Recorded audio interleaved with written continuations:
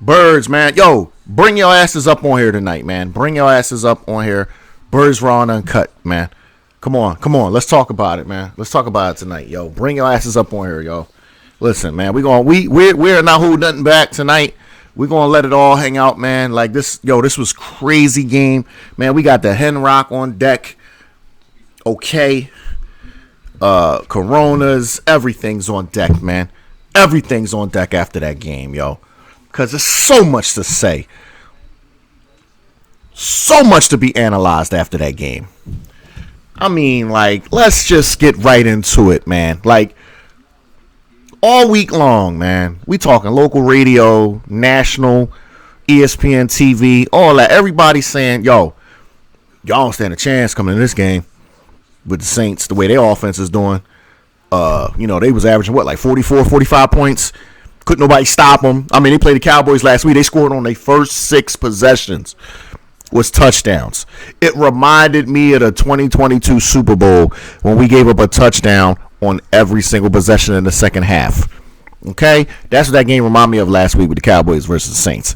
So we coming in here, everybody saying, y'all got no pass rush, can't stop the run. It's going to be a bloodbath. Let's talk about it. Come on, let's keep it real now.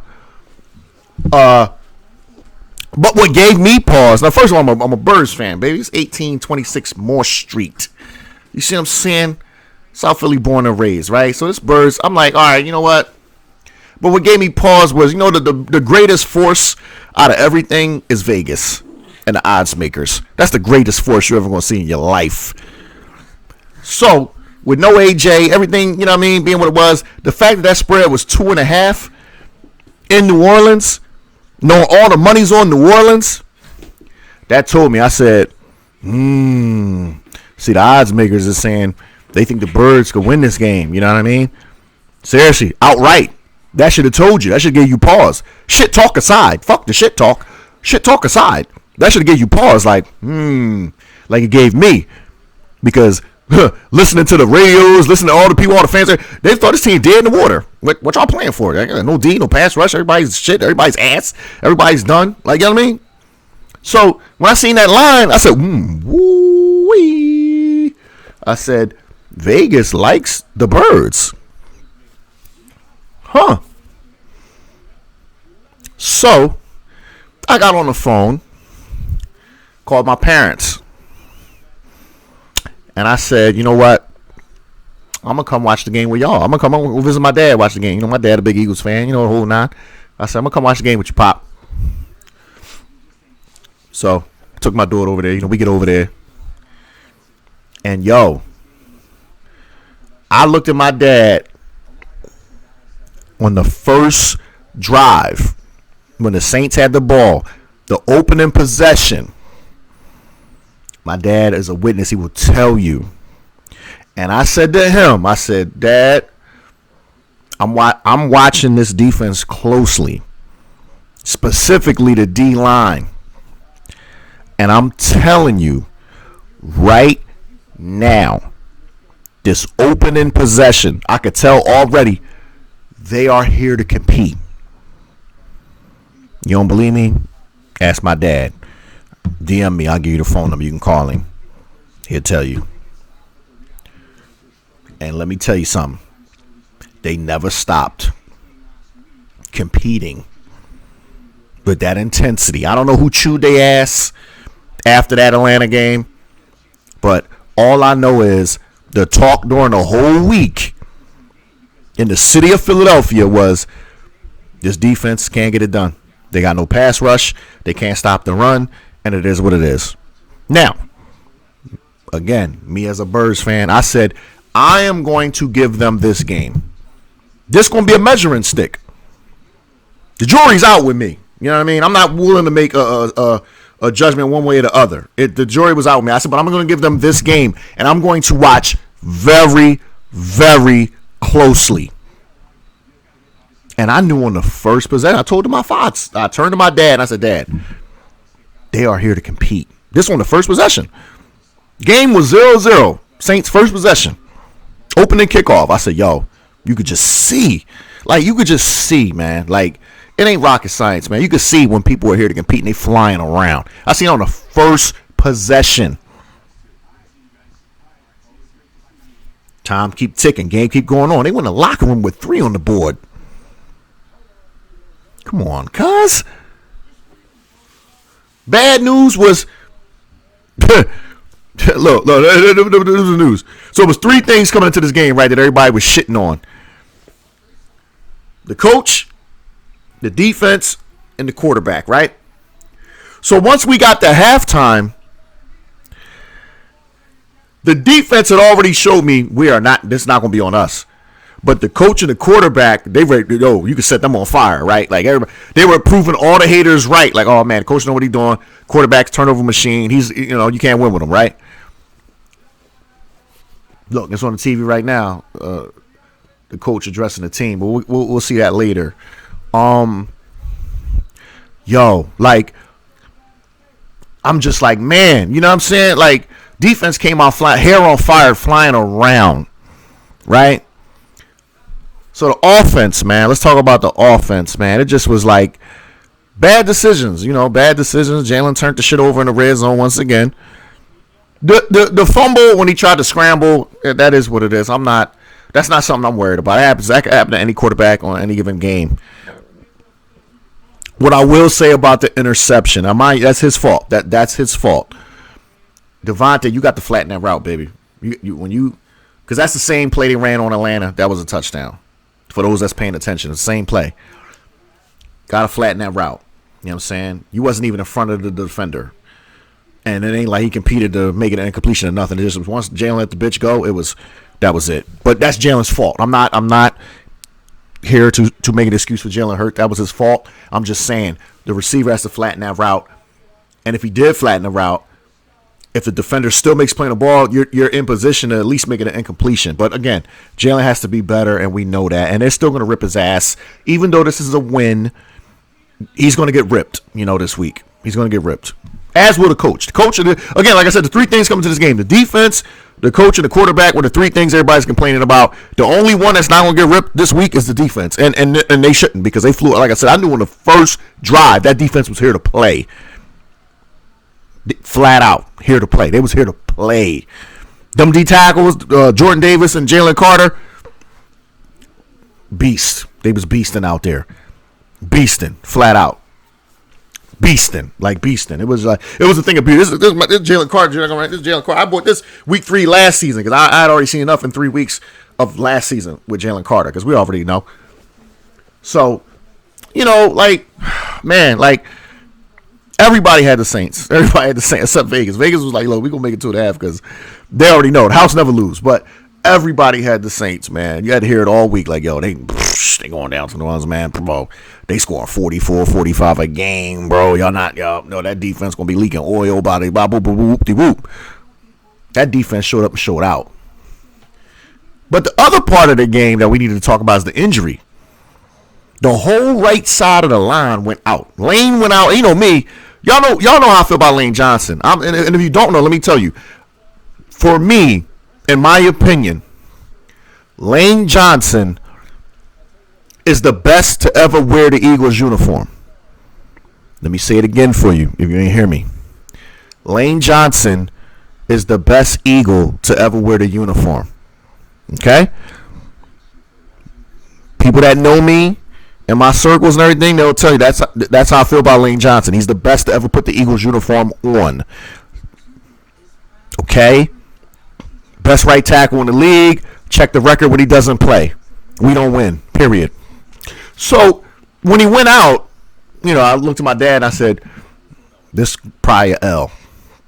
Because when Lane go out, that's pretty much the game, But not only did Lane go out, then Becton went out. The right guard. So the right tackle on the right guard went out. So you got subs in there on the whole right side. Britton Covey. And look, Britton Covey's a returner, but he had to get a lot of reps at receiver because AJ's down. Right? So he go out. Then they do the cheap shit and make Devontae go out. Yo. So it's like, bro, the injuries was crazy out there, man. everything that could go wrong was going wrong, right? And it's crazy, man. Like like again, me and my dad watching the game. So I said to my dad, I said, "Yo, everything that's going wrong go wrong, and the only thing that hasn't gone wrong is special teams." And as soon as I said that, what happened? Punt block on special teams.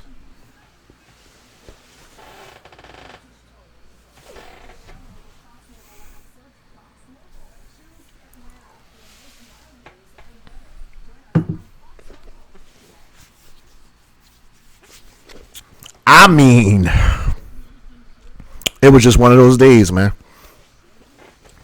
Everything that could go wrong was going wrong. But we kept looking at the score, and it was only 3 points on the board. And we like, yo, this defense is really keeping you in the game and coming to play. They got another field goal. It was 6-0. They did the cheap shit with Devontae. I got to look at the shit for myself, but a lot of people saying, I'm seeing on Twitter that the guy, not only after he hit him late and cheap shot, they said he spit on him. I don't know, but that's what's being said on the replays. They're saying there's video of him spitting on Devontae after he laid him out. Now, I don't think nobody saw that because, as a teammate, I probably would have been in jail. You know what I mean? I probably would have been getting locked up after that game. With my contract, on the line might be void and shit because I'd probably be doing prison time if I seen that, my teammate, and somebody laid him out like that on some cheap shit and then spit on him. They'd probably be voiding my contract and I'd be in the back of the paddy wagon and y'all be talking about that on ESPN. So, I can't say one way or the other, but that's what I seen being said, that he spit on him. But if that's true, then, I would still have to see that person. The game could be over all at once. It could be long, spit, whatever. I'll take another plane out there. I see him coming out the facilities, you know what I'm saying? Like, seriously, because we got that got to get handled. But that's neither here nor there. What happened is, so Devontae goes out, right? So it's no AJ. No Devontae, not even a Britton Covey. Because if you watch the Atlanta game, last game, Britton Covey they started throwing to Britton Covey. You know what I'm saying? Like he's the number 3. We all was hyped for the Jahan Dotson signing, right? Mission in action. So you down AJ, Devontae, Britton Covey. So you're out there with the rookie Johnny Wilson, Jahan Dotson. So the 2 offensive heroes of this game was Saquon Barkley and Dallas Goedert. Well, I think Dallas had 10 catches for $170, which he really should have had like 12 catches for 200 if you go back and look at the shit he dropped. You see what I'm saying? But shout out to him, man. It's been, if you around the Philly area and you listen to radios and you plugged in, like, people think it's something personal between, Goddard and Jalen. Like, Jalen just don't want to give him the ball on purpose. You know what I'm saying? Like, he just purposely freezes him out. Like, you know what I mean? But I don't know. But shout out to Dallas, man. He showed up and showed out. And that brings me to this point. And this is the thing I want y'all to understand. Of all the plays in this game, defensively, offensively, all the decisions, all the plays in this game, right? The play of the game for me, the play of the game, the most important play of this game, right, came with this. Goddamn Saints had went down and scored, right, to make it 12-7. They failed on a 2-point conversion, right? So we had the ball. 2 minutes, 3 timeouts. And I turned to my dad and I said, Dad, 2 minutes and 3 timeouts. I said, I believe we can come down here and score and win this game. My dad like, yeah, we're going to see, whatever. The play of the game for me was the crossing route to Dallas Goedert, where the 2 Saints defenders ran into each other. Because remember, no AJ, no Devontae, no Britton Covey, no splash play people to get down there. You would have to 5-yard dink and dunk down there. I'm saying to myself, I don't know how we're going to get down there. Saquon already hit a home run. He already had a 65-yard touchdown. That wasn't going to happen. Saquon already did his thing, all of that. So I'm thinking like, damn, like, I don't think Saquon going to be able to do it. We don't got no receivers. Like, how are we going to go down here in 2 minutes with 3 timeouts and get a touchdown. Even though I said I believe we would. I told my father, I said I believe we would, but in my head I'm like, damn, like I don't know, because so many people hurt, so many people out, like I don't know. Which is why my play of the game, the most important play of this game, was the crossing route to Dallas Goedert, where the 2 Saints defenders picked each other. They ran into each other. Can't call pick on 2 defenders. You know what I mean? The offense didn't do with that. There was no Eagles receiver that ran into them. They ran into each other. And it allowed Dallas to take the bitch, I don't know if it was 50, 60 yards, whatever. He got down to the goal line. And once he got down to the goal line, I said to my dad, we're going to win this game. Because we're going to have 4 cracks at the end zone with Saquon Barkley, Jalen. It's too much at that point. You know what I'm saying? And then when we do score and get the 2-point conversion, you know, the way the defense is playing with their hair on fire, they're not coming down here like the Atlanta game in a couple plays to win the game. And what happened? Got the touchdown with Saquon. Then Saquon took care of the 2-point conversion. Gave him the ball back with about a minute on the clock. Reed Blankenship interception. So for me, in my opinion, the play of the game was the Dallas Goedert crossing route in which the New Orleans defenders ran into each other. For me, out of all the plays, out of all the plays that transpired, as important as they were, the play of the game was the Dallas Goedert crossing route in which the defenders ran into each other, which freed him up to take it 50, 60 yards down to the goal line. And he looked like I could have caught a plane to New Orleans and tackled him. No speed on that. I don't know. We was cracking up. Like, he looked like he was running in quicksand, but it is what it is. And to me, that was the play of the game. That's my play of the game. Out of all the plays on both sides of the ball, that was the play of the game. Because I really was questioning, without all our playmakers, you know, AJ Devontae, you know, they keying on Saquon because Saquon's the only home run hitter at that point. Saquon's the only one that can really hurt you in that fashion. You know what I'm saying? To get down on a splash play, they keying on him for the defenders to run into each other, and for, you know, Goddard to take it how he took it. Jalen put a good enough ball on him. That, to me, that was the play of the game. Again, on the defensive side, Blankenship gets an interception to seal the game. And, you know, 15-12 win is ugly, you know, as far as the scoring is low scoring, ugly, you know what I'm saying? But that defense, man, I'm so proud of that defense because all week I had to hear about how trash the defense was. They got no pass rush. They got nothing. Defensive tackles is underperforming. You know, Jalen Carter, Jordan Davis underperforming, Josh Sweat, Huff, you know, Brandon Grant, everybody, nobody can get to the quarterback, you know, all of that. And we've seen several instances in this game where that D-line put its mark on the game. Again, I guess fans, whoever chewed their ass, whatever it was, I just know that defense showed up and showed out, and I'm just proud to be an Eagles fan sitting here because it was bad all week with having to hear this about how that's concerned. They not nothing. They not doing this. They not, man, damn, you know, but with the whoop. So again, and you know how it is with the Philly media and radio. This week it'll be the coach is not good enough and the quarterback's not good enough. You know, they only give the defense all the praise and kudos and all that. It'll be the coach don't know what he's doing. He don't know the decisions, and the quarterback's turn it over too much. You know, that'll be. You know what I mean? And it'll be forgotten that everybody picked the Saints and we were supposed to lose. You know what I'm saying? That'll get lost in the shuffle. It'll be, oh, man, the quarterback, he turned the shit over. Damn, you know, and the coach, man, what's he doing, man, kicking the field goal? And don't get me wrong, that was fucked up. He shouldn't have punted or whatever. Like, you know, they're kicking that 60-yard. No. Because that was what he was going to do. The play calling should have been different to get him a little closer. So I didn't agree with that decision. But that's going to be the narrative this week. As we go to work and we go to school and we drive through the city, it's going to be the quarterback, man, I'm telling you, turn the ball, and the coach, man, damn, you know, and the defense is off the hook this week. Where the defense, they chewed their ass all week long. The defense will be in the clear, and now it's the coach and the quarterback. That's what it is, baby. That's what it is. And come on, man, like, we know what it is. If you're from around here in the Philly area, you know that's just what it's going to be. But again, I just want to say I'm proud of this team. Specifically the defense, man. They showed up and showed out. Their hair was on fire. They played what they needed to play. The offense made plays when it absolutely had to. Saquon Barkley, the 65-yard touchdown after Devonta went out, that was a must. That's a home run. That's a home run hitter. Like, that's a must, man. After your best offensive receiver goes down And it's looking like, damn, we couldn't move the ball with him. You know what I mean? But Saquon puts us on his shoulders, gets that touchdown. You know what I'm saying? Then later in the game, gets the other touchdown, plus the 2-point conversion, to put us over the top. All right? So, listen, man, like, it's hard in this league, man. It's hard to win games. And it's a week-to-week league, and it's a what have you done for me lately type league. We know that, man.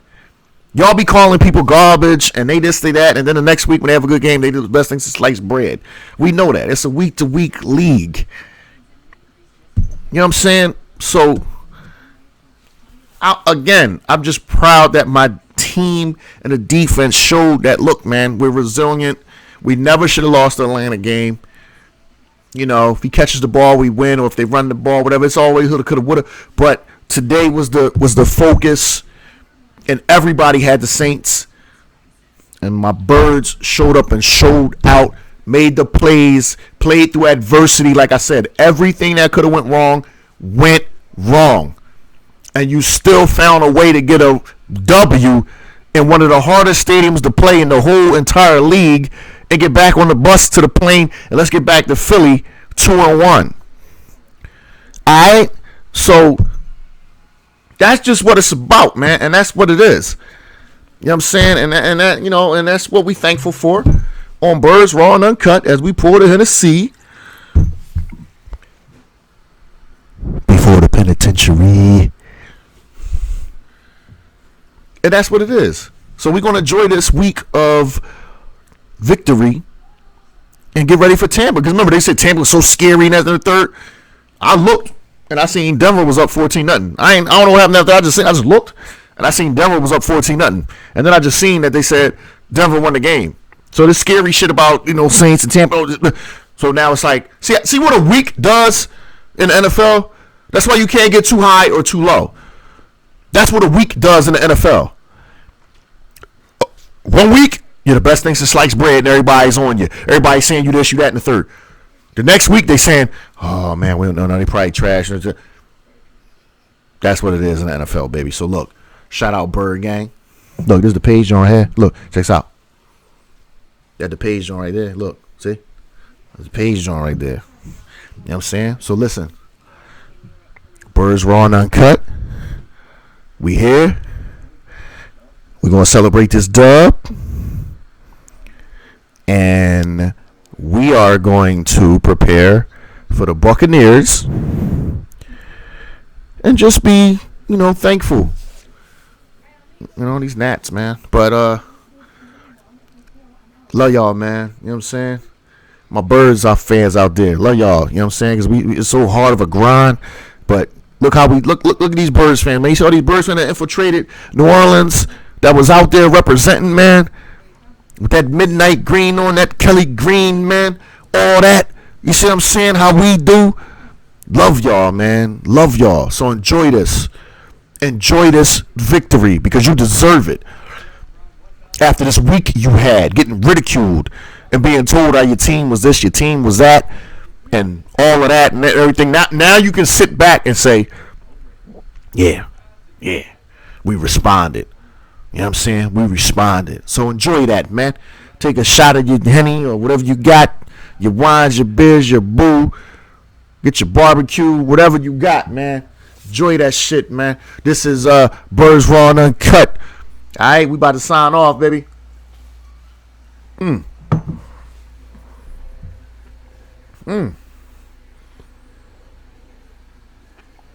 Whew, Lord. I got no time to play. But, like I said, love y'all, man. Birds, man. Go Birds, man. We back. You know what I'm saying? And that's what it is, baby.